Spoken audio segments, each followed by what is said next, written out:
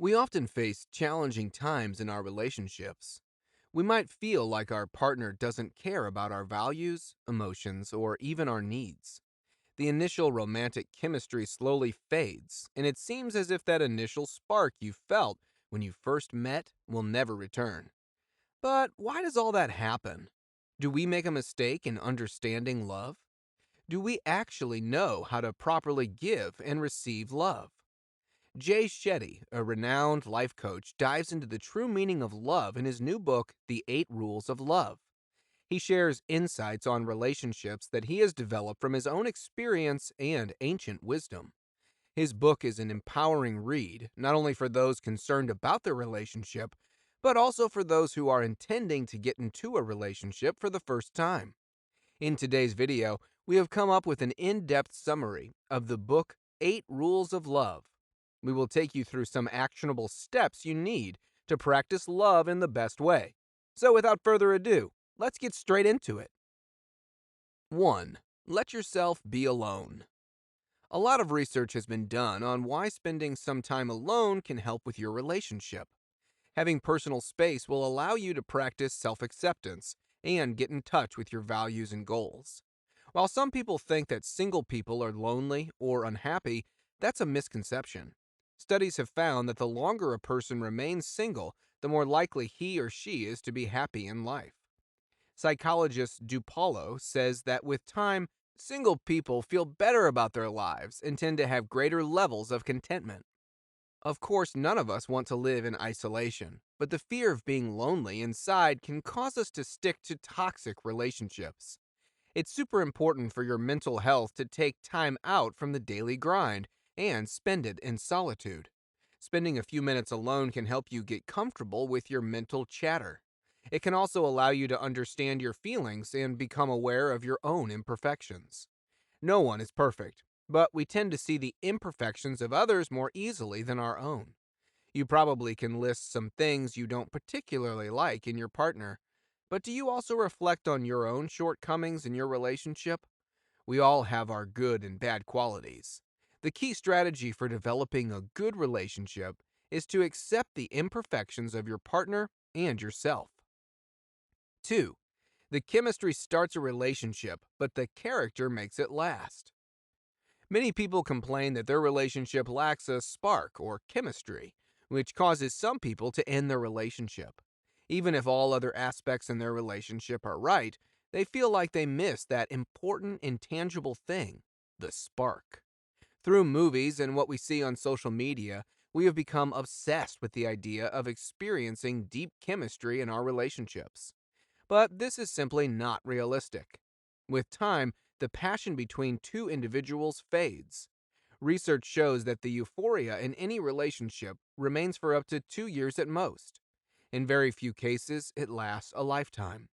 This actually has nothing to do with your relationship or your feelings towards your partner. It stems from our survival instinct. The state of infatuation weakens our abilities like alertness or thinking ability. This, of course, is not in our best interest when it comes to survival. And that's why this state of being doesn't last long.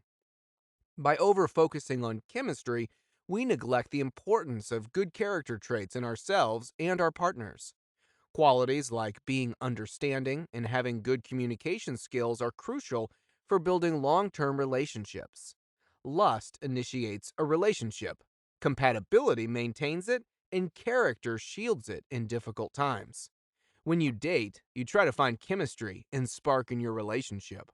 But what you should really look for is good character, since this will show how a person acts when posed with anxiety, fatigue, and any difficult situation. 3. Practice effective communication. What makes a relationship last is not just having date nights or bringing each other gifts. Learning to communicate with each other is what truly progresses your relationship. That also means knowing how to argue and turn your conflicts into a mutual peaceful discussion. Basically, you need to learn how to talk to each other like grown-ups, which can be hard when feelings come into play. But with practice, you will become better at it. Quarreling and disagreements create distance between two partners, but positive discussion brings them closer together. This doesn't mean that you have to avoid arguments and leave them to fester and eventually explode. It means that you need to put effort into your communication skills so that arguments can be nipped in the bud more easily. Become aware of your partner's fight language. Two common fighting styles are hiding and venting. Venting means letting out your feelings angrily or unfairly. But when hiding is your fighting style, you don't have an effective strategy to solve the issue, so you just avoid it. When you know what your partner's fighting style is, it can help you to understand and respond to your partner better when you're having a discussion. We often have a negative view of arguments and want to avoid them with our partner, but it's actually a good way to understand what's important to them. Studies show that the troubles in relationships grow when you don't discuss minor arguments. So, embrace them since they are opportunities for improving your relationship. 4. Your partner is your guru. Choosing a partner means choosing someone you want to spend your life with. And what makes life fun? For most people, it's the ability to grow, learn, and experience new things. Therefore, how great would it be if your partner provides you with these aspects? When you can learn from them, they help you grow, and you can experience new things together. Your life will be filled with meaning and joy, and you can provide them with the same. It's basically like having a free life coach, and who doesn't want that? So, pick a partner you can grow with, and you will never be stagnant in your life. 5. The definition of love.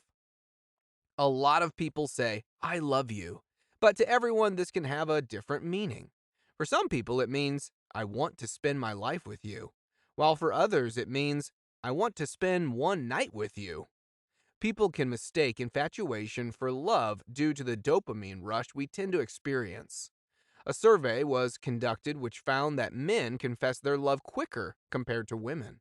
Men take about 88 days to drop the L bomb, while women take 134 days on average. But when is the right moment to tell someone you love them? And is it actually love that you're experiencing or just infatuation? Research shows that it takes 40 hours on average to form a weak tie with another person. You need up to 100 hours to form a strong connection with someone. And to consider someone your best friend, you need to spend at least 200 hours with them. Keep this in mind when you start dating someone. While the infatuation may come along quickly, it takes time to really get to know a person and see how they act in specific situations. 6. Let go when it's time. Ups and downs in relationships are common, but sometimes problems become so frequent that they take away your mental peace. The prime step in resolving toxic relationships is to become aware of the signs. Some common indicators are the absence of communication, playing blame games, and overly possessive behavior. Once you recognize these signs, you can start working on them to better your relationship. Always start with evaluating your own behavior first, before blaming your partner for the struggles in your relationship. But if you are unable to repair your relationship, know that it's okay to let go sometimes. Consider that parting ways can be the better option for both you and your partner. No doubt it will be hard to let go initially, but things will surely get better over time, and it will make you stronger than before. Instead of feeling sad about your breakup, consider it as a lesson, because you will know better what you value in a next relationship. 7. Put your purpose first. For couples, it is crucial to have individual goals and ambitions. Dharma is a Hindi term which refers to a spiritual calling or passion. It is a combination of your purpose, skills, and service. In other words, it is the ultimate goal you want to achieve in your life. Both partners should prioritize their own life goals before each other. People think that you can only love a person by always putting them first, and we often romanticize the idea of sacrifice. This is merely a cultural misconception we all have grown up with through romantic movies, books, and so on. Research shows that partners who shift their focus from their infatuation at the beginning of their relationship to their purposes are the happiest. Of course, it's okay and healthy to compromise in your relationship. But when this means that you have to sacrifice your own goals in life for your partner, it won't be good for you or your relationship.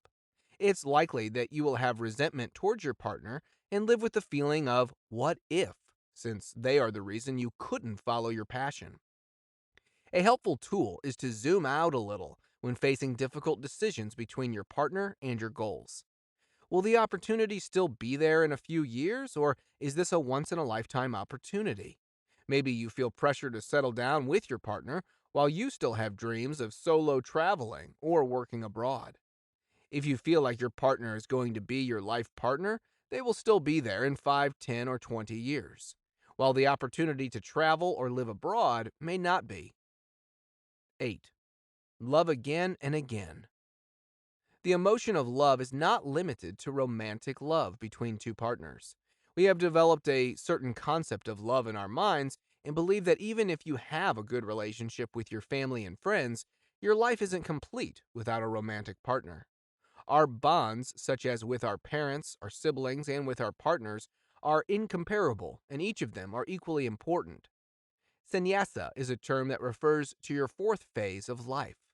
In this phase, you become selfless and focus more on giving love to other people than receiving it. Keep in mind that the more you show affection to others, the more likely you are to receive it back. We should all remember that we people are not so different from each other. We are all interconnected, and so doing good to others means doing good to ourselves. We spend our whole life wishing, waiting, wanting, hoping to get and receive love. But when we take a step toward giving love, sharing love, expanding love, we get to experience right then and there. Well, that's it, guys. These were the 8 rules of love from Jay Shetty that can help you rejuvenate your relationship.